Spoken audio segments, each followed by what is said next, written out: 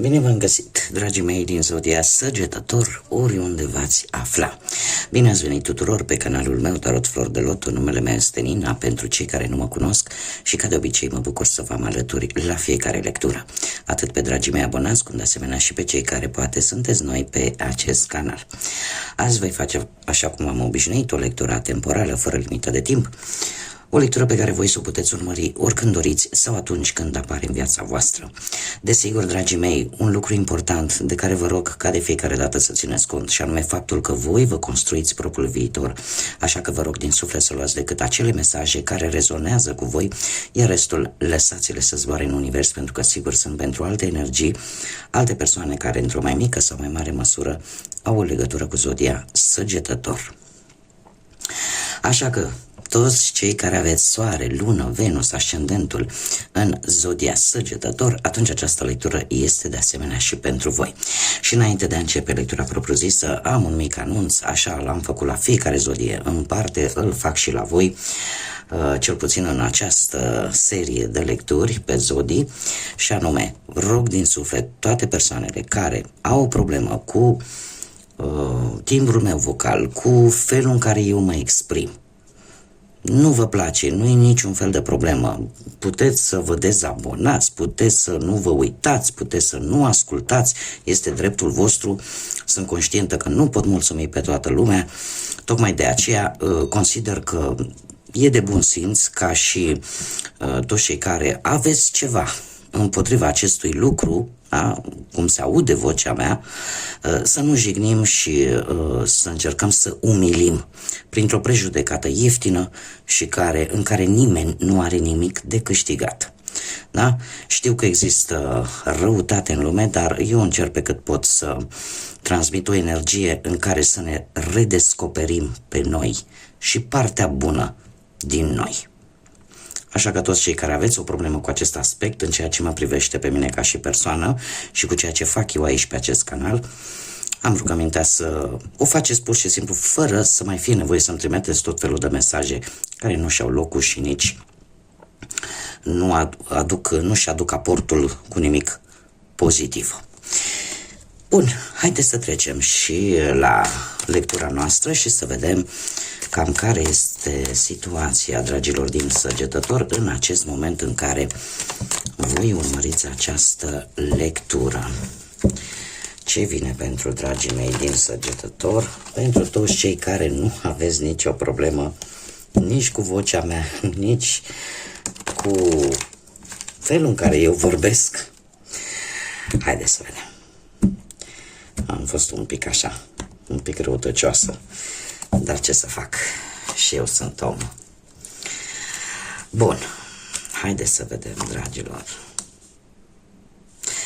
Dragii mei dragi, a fost ceva în viața voastră care v-a trezit pur și simplu. S-a întâmplat ceva. Și un eveniment poate să fie, sau pur și simplu a venit o situație care v-a deschis ochii și v-a făcut să înțelegeți că ceva nu faceți bine.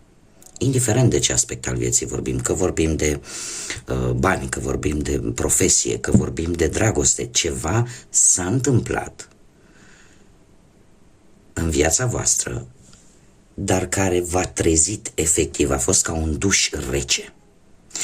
În acest moment vă cam luptați, să zic așa, cu murile de vânt. Trebuie să fiți oarecum un pic atenți. De ce? Pentru că s-ar putea să vă faceți și niște dușmani. De ce? Veți spune lucrurilor pe nume. Veți spune lucrurilor pe nume și în acest moment chiar sunteți foarte revoltați și cumva, tocmai pentru că ați avut parte de această trezire, poate în conștiință, da? O trezire, poate în a vedea o anumită situație de fapt așa cum este ea.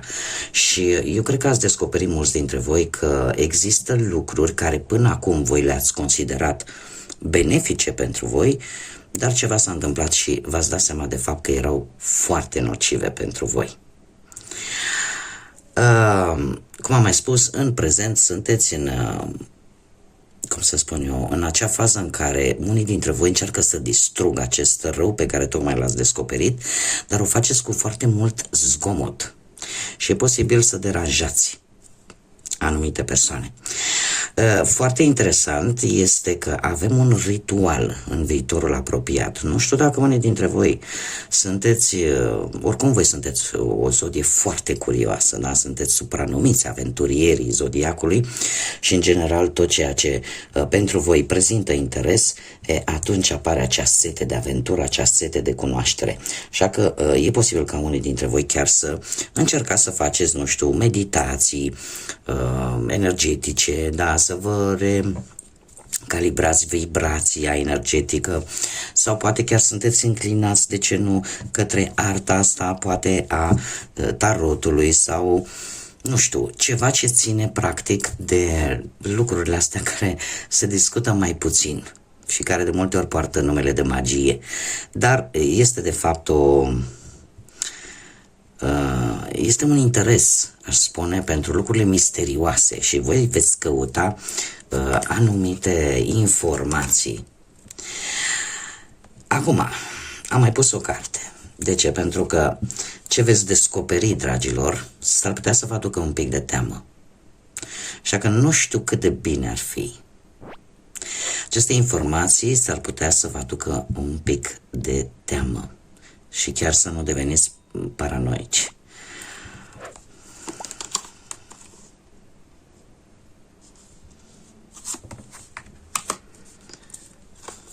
O teamă pe care o veți putea depăși cu ajutorul membrilor din familie. Nu știu, părinți, cineva din familie care în permanență a avut grijă de voi.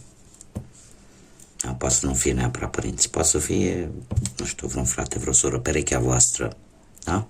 Cineva care va fi de real suport pentru voi, pentru că voi ce veți descoperi vă va marca și veți avea nevoie de un anumit suport. În general pun decât 3 cărți, dar am simțit nevoia să continui pentru a vedea cam cum stau lucrurile.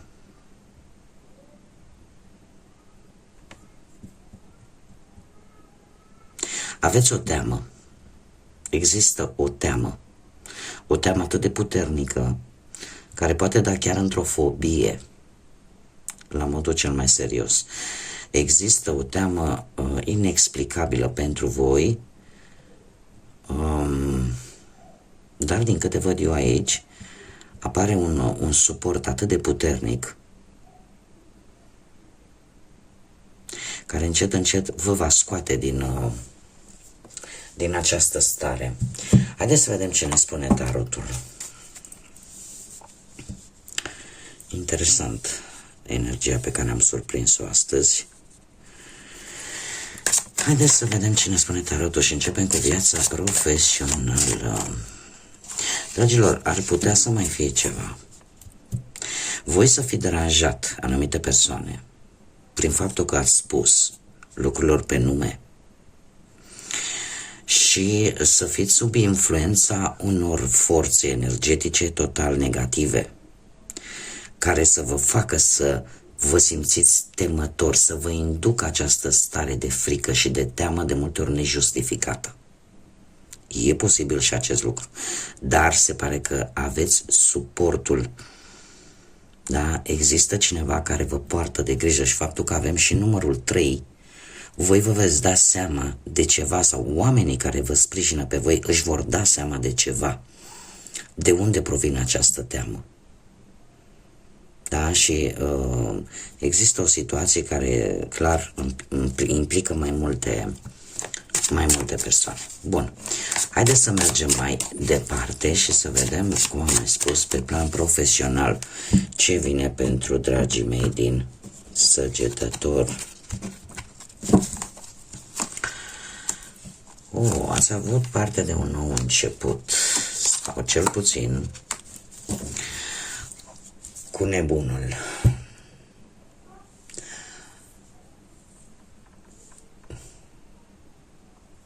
Nu știu, E posibil să fi încercat, poate la locul de muncă sau poate pentru unii care sunteți asociați într-o afacere, să fi încercat să vă impuneți anumite idei destul de îndrăznețe. Și lucrul ăsta s-ar putea să nu fi plăcut la anumite persoane, iar în acest moment să vi se dea și mai multe responsabilități, să vi se dea și mai multă muncă, și mai mult de, cum să spun eu, să vă testeze, ca să zic așa, limitele. Trebuie să vă spun că la un moment dat, unii dintre voi, chiar dacă veți avea o supraîncărcare de responsabilități, de multe ori poate în detrimentul propriei voastre stări fizice, totuși eforturile voastre vor fi recunoscute. Pentru alții, posibil să nu fie atât de ușor să obțineți de muncă și să trebuiască să căutați în continuare. Avem aici un cavaler de bâte, un cavaler de bâte care îmi spune că totuși în următoarea perioadă vor veni schimbări majore. Majoritatea dintre ele sunt pozitive. Nu știu, aici e posibil unii dintre voi chiar să fie obținut un job, dar un job care vă exploatează la maxim. Și următoarea perioadă pentru voi, dragilor, vine cu această schimbare majoră în care se va depune mai mult efort fizic decât mental, în care dacă nu ați găsit un loc de muncă, îl veți găsi, dar va fi cu o activitate total diferită față de ce ați făcut până acum. Cred că singurul lucru pe care aș vrea să-l mai adaug este că, într-adevăr, să vin schimbări majore, dar ele, în marea lor majoritate, sunt pozitive. Și chiar dacă vi se dă mai mult de muncă sau vi se dau mai multe responsabilități, voi le veți face față. Nu este ceva ce voi să nu puteți să faceți. Haideți să vedem pe partea asta a bănuților. Dragilor, pe partea bănuților se pare că ați avut o perioadă în care lucrurile au mers destul de bine. Un 6 de bâte care îmi spune că lucrurile s-au îmbunătățit. Nu știu, ați avut parte de vreo promovare sau de anumite creșteri bănești. Deci lucrurile au fost bune din punctul ăsta de vedere o perioadă de timp. În prezent, în schimb, avem un as de monede. Un as de monede care îmi spune că se vor rezolva anumite situații. Anumite situații financiare, nu știu, e posibil să vă vină o idee foarte bună și în felul ăsta, datorită ideii voastre, să înceapă să crească câștigurile. Și lucrul ăsta chiar se va întâmpla. De ce? Pentru că avem un paj de cupe care vorbește de o veste tare bună.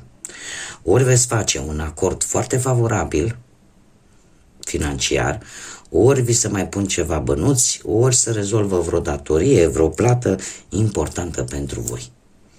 O veste bună pentru voi, dragilor. Haideți să vedem pentru cei care sunteți într-o pereche, într-o relație. Viața sentimentală pentru voi, dragilor, avem îndrăgostiții. Nu știu dacă Zodia Gemeni vă spune ceva, dar ați avut de luat o decizie importantă cu ceva timp în urmă. O decizie importantă relaționată, aș zice, cu, nu știu dacă între două persoane.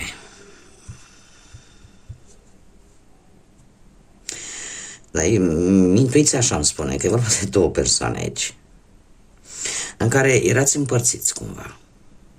Erați împărțiți cu gândul, o parte era rațională, iar o parte era emoțională și se pare că voi veți alege partea emoțională sau ați ales partea emoțională. De ce?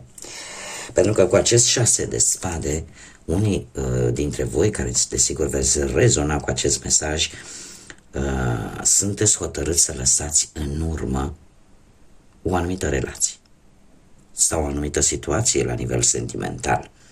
Vă îndreptați către alte zări și vă îndreptați către iubire, dragilor, din câte văd eu aici, cu acest 2 de cupe. Există o dragoste adevărată pentru voi.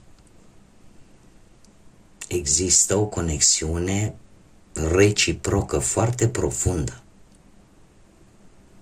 Iar voi către asta vă îndreptați. Decizia importantă pe care voi o aveți de luat, dacă n-ați luat-o, mie cărțile mi arată că o veți lua cu inima, influențați de ce vă spun emoțiile, sufletul, interiorul vostru și nu de ceea ce vă spune rațiunea sau logica. Acum, cei care sunteți singuri, poate în urma văduviei, din păcate, sau în urma unui divorț, sau unei separări, sau poate pur și simplu nu v-ați găsit jumătatea.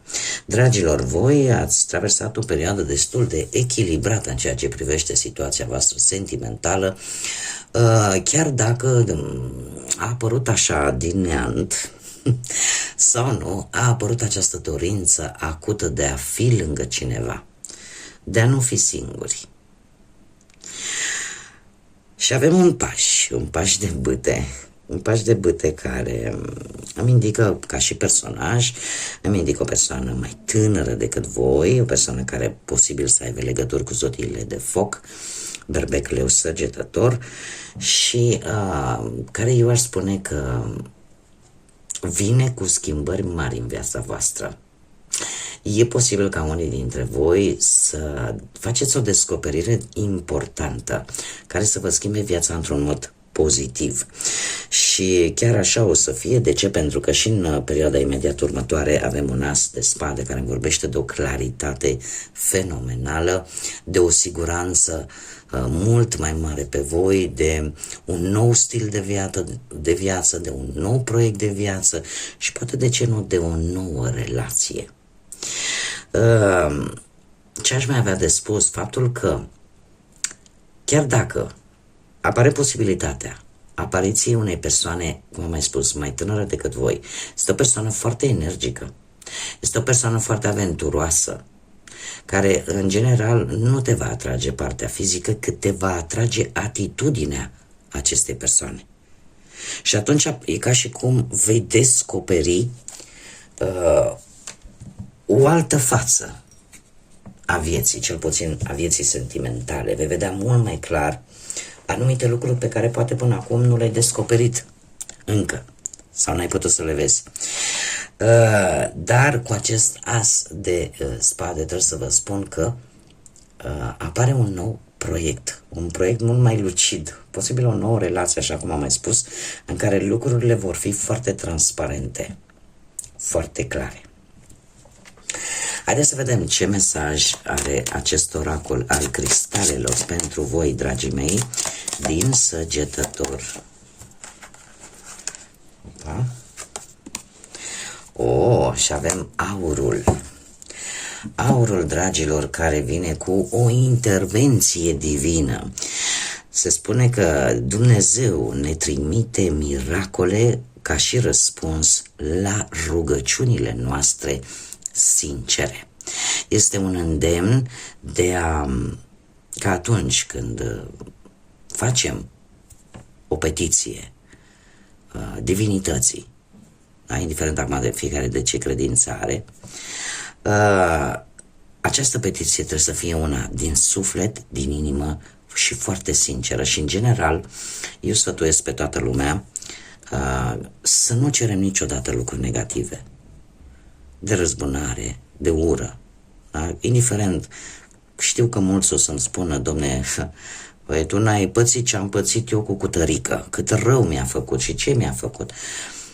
Credeți-mă, vă spun sincer, am trecut prin umilințe pe care niciodată nu mi-aș fi imaginat că pot trece. Dar dacă există acea putere de a merge mai departe, de a lăsa toate aceste gânduri de răzbunare sau orice alt gând negativ vis-a-vis de o altă energie, vă spun eu că viața noastră ca persoane va fi una mai bună. va fi una mai bună. Așa că se pare că apare o intervenție divină pentru cei care ați cerut divinității lui Dumnezeu, Universului, ați cerut ceva la modul cel mai sincer. Și se poate întâmpla o minune la care nici nu vă așteptați.